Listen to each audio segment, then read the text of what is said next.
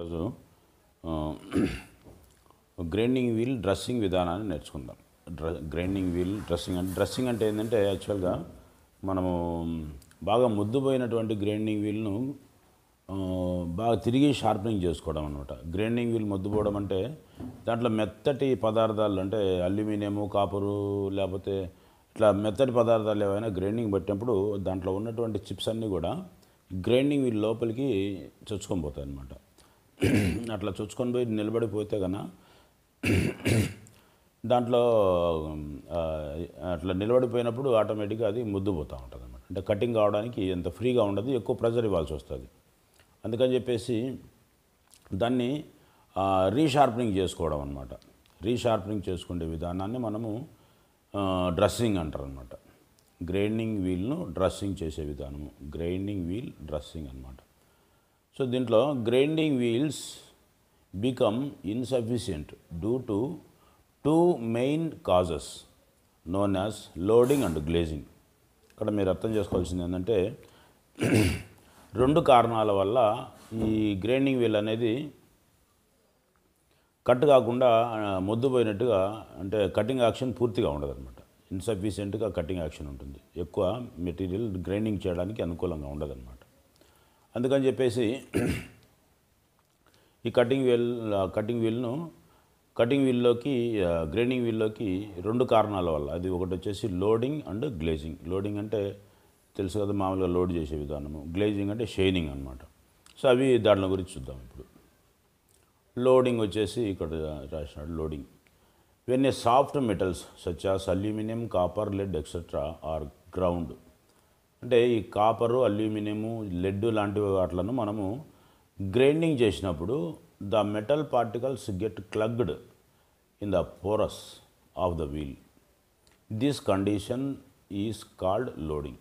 So ఈ కండిషన్లో దీన్ని మనము లోడింగ్ అని చెప్పేసి అంటాం. అంటే ఎప్పుడైతే ఈ మెత్తటి మెటీరియల్ను కట్ చేసినప్పుడు ఆ గ్రైండింగ్ వీల్లో ఉన్నటువంటి సన్న సందుల్లోకి ఈ aluminium particles, copper particles, lead particles అన్నీ ఇరుక్కుపోయి అది ముద్దుబారిపోతుంది అనమాట. ఆ కండిషన్ అంటే క్లగ్డ్ అంటే దాంట్లో ఇరుక్కుపోవడం అనమాట. అట్లా ఇరుక్కుపోవడం వల్ల ఆ వీల్ అనేది కొద్దిగా లోడింగ్ అయ్యే విధానం అదనమాట. ఇక ఏవైతే కట్ అయ్యి ఆ గ్రైండింగ్ వీల్ బాండ్స్లలో, అబ్రెసివ్స్లలో ఇరుక్కోబోయి గ్రైండింగ్ వీల్ ముద్దుగా కనపడడానికి కారణమయ్యేటువంటి దాన్ని లోడింగ్ అని చెప్పేసి అంటారు అనమాట. This condition is called loading. తర్వాత వచ్చేసి రెండోది వచ్చేసి మనకు glazing. When a surface of the wheel develops a smooth and shining appearance. ఎప్పుడైతే గ్రైండింగ్ వీల్ మనం వాడంగా పై పోర్షన్ అంతా కూడా స్మూత్గా తయారైపోయి మెరుస్తూ ఉంటుంది, కొద్దిగా షైనింగ్ కనపడుతూ ఉంటుంది అన్నమాట గ్రైండింగ్ వీల్ మీద. అది దాన్ని మనం గ్లేజింగ్ అని చెప్పేసి అంటారు. It is said to be glazed.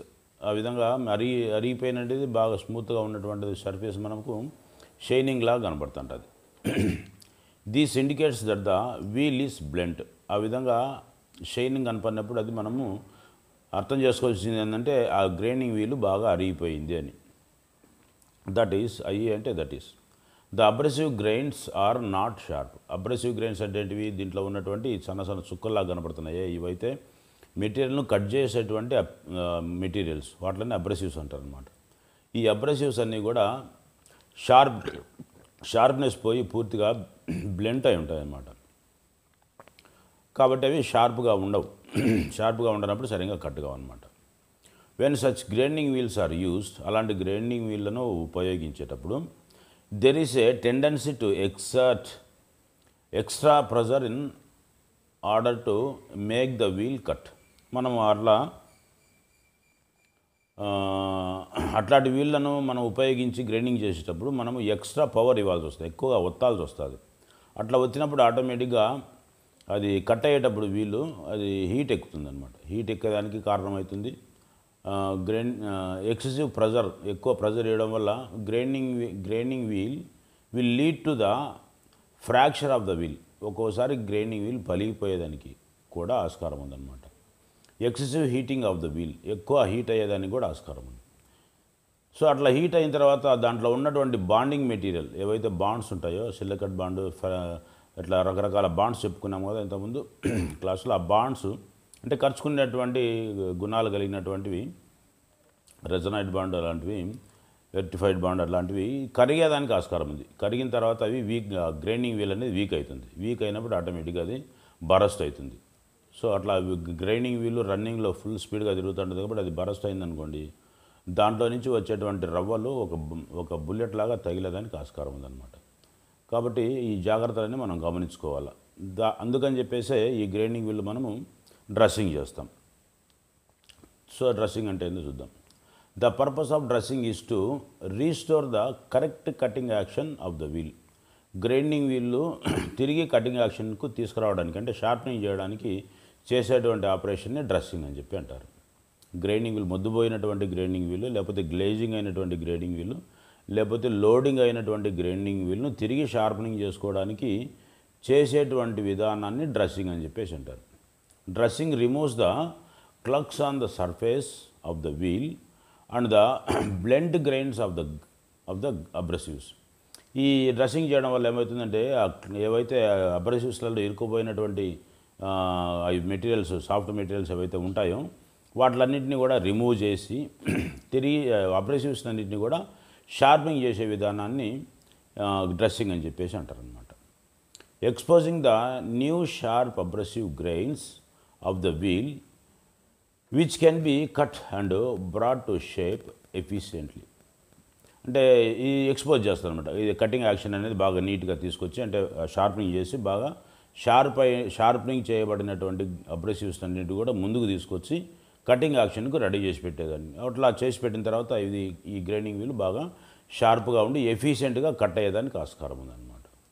తర్వాత ట్రూయింగ్ అంటే ఏంటంటే ఒక చక్రం ఏదైనా కానీ ఒక పద్ధతిలో తిరుగుతూ ఉందంటే అది యాక్చువల్గా అదే పద్ధతిలో తిరుగుతూ ఉండాలి. సపోజ్ మనము చూసింటాము, మన మోటార్ సైకిల్కు చక్రం తిరుగుతూ ఉన్నప్పుడు అదే బాగా చక్కగా అప్ అండ్ డౌన్ తిరగకుండా చక్కగా తిరుగుతూ ఉంటే కానీ హ్యాపీగా బండి రోడ్డు మీద వెళ్ళిపోతూ ఉంటుంది.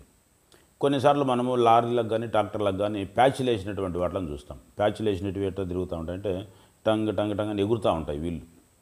అట్లా ఎగిరేటప్పుడు అది మనకు బండి అంతా షేక్ కావడము, లేకపోతే బండిలో ఉన్నటువంటి స్పేర్స్ ఏమైనా డ్యామేజ్ కావడం జరుగుతూ ఉంటుందన్నమాట. సో అట్లా ఈ గ్రైండింగ్ వీళ్ళు కూడా అట్లా ఎగురుతా తిరగకుండా పక్కాగా ఒక కాన్సెంట్రిక్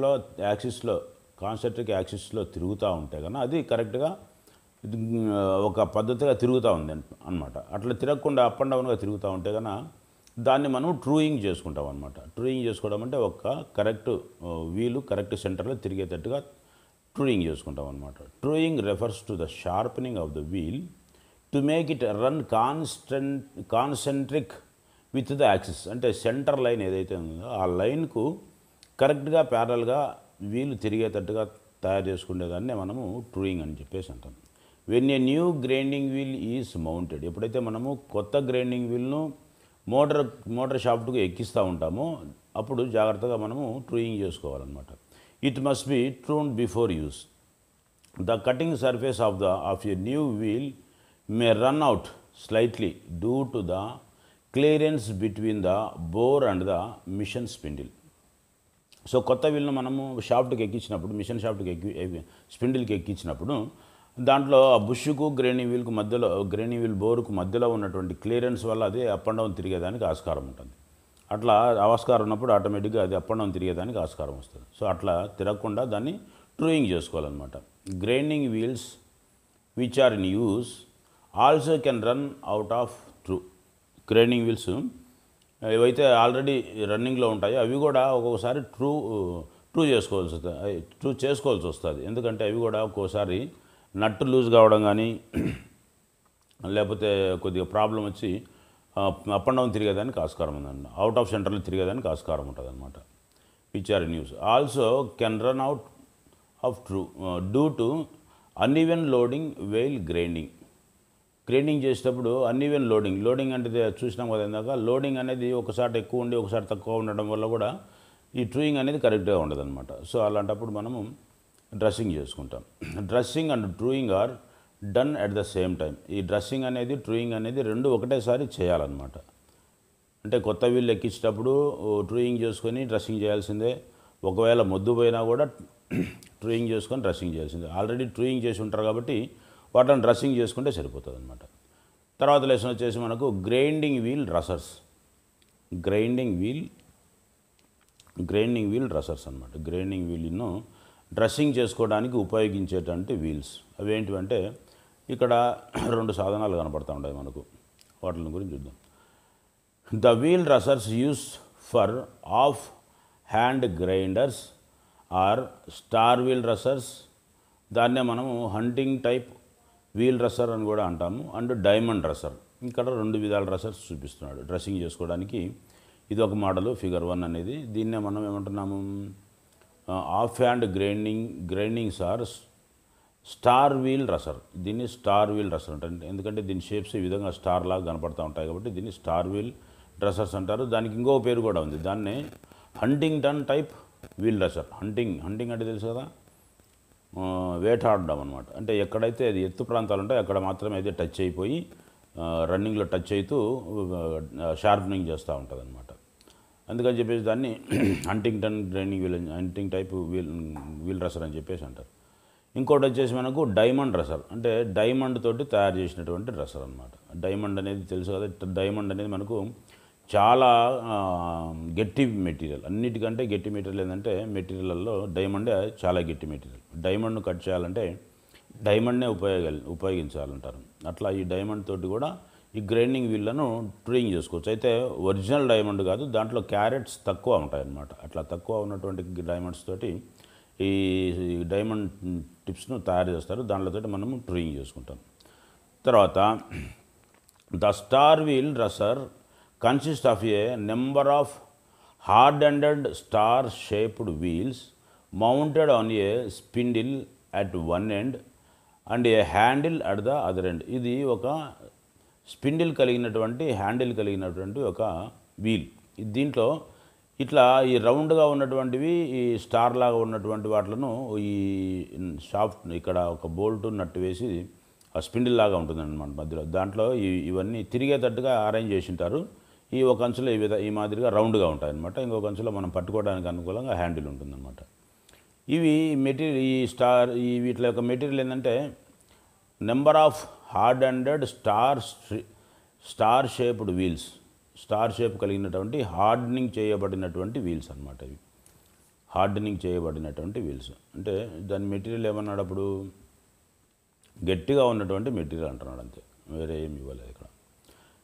తర్వాత wheel dressing the star wheel is pressed against the face of the revolving grinding wheel. ఈ వీల్ రసర్ తోటి ఎట్లా డ్రెస్సింగ్ చేస్తారంటే గ్రైండింగ్ మిషన్ను మనం రన్నింగ్లో పెట్టి అంటే ఆన్ చేసి ఆ వీల్ తిరిగేటప్పుడు ఆ వీల్ యొక్క ముందు భాగంలో ఈ రౌండ్గా ఉన్నటువంటి ఈ బ్లేడ్లను ఆనిస్తామన్నమాట చిన్నగా. అట్లా ఆనిచ్చినప్పుడు దాంతోపాటు ఇవి కూడా తిరుగుతూ ఏవైతే ఎక్కువ హై స్పాట్స్ ఉంటాయో వాటిలన్నింటినీ ఫినిషింగ్ చేసుకుంటూ కట్ అయిపోతూ ఉంటాయి అన్నమాట. The star will revolves and digs into the surface of the grinding wheel. This releases the wheel loading and dull grains, exposing sharp new abrasive grains. ఎప్పుడైతే ఇది ఈ విధంగా స్టార్గా ఉన్నప్పుడు తిరుగుతూ ఉంటుందో ఆ వీల్ తిరిగేటప్పుడు ఇది కూడా తిరిగి ఎక్కడైతే ఈ లోడింగ్ అనేది జరిగి ఎక్కడైతే సర్ఫేస్ అంతా డల్గా ఉంటుందో అక్కడంతా ఈ చొచ్చుకొని పోయి దాంట్లో ఉన్నటువంటి సాఫ్ట్ మెటీరియల్ అంతా కూడా బయటికి తీసేసి అబ్రెసివ్స్ అన్నింటినీ కూడా రీషార్పనింగ్ చేయడానికి ఇది ఉపయోగపడుతుంది అన్నమాట. తర్వాత వచ్చేసి మనకు star wheels are useful for pedestal grinders in which a precision finish is not expected.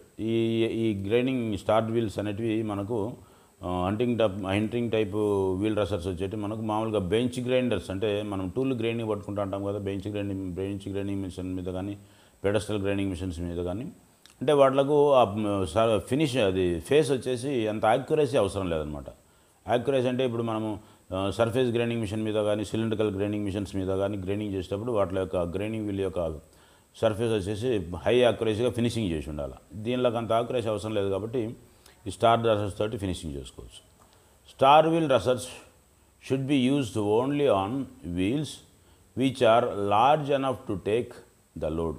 ఈ స్టార్ వీల్స్ అనేటివి ఎక్కువ పెద్దగా ఉన్నటువంటి వాటినే గ్రైండింగ్ చేసుకోవడానికి డ్రెస్సింగ్ చేసుకోవడానికి ఉపయోగపడతాయి. తర్వాత వచ్చేసి డైమండ్ డ్రెస్సర్. డైమండ్ డ్రెస్సర్ అనేది ఈ మీద ఉంటుంది. ఈ టిప్ పాయింట్ వచ్చేసి మనకు డైమండ్తో తయారైనటువంటి పాయింట్.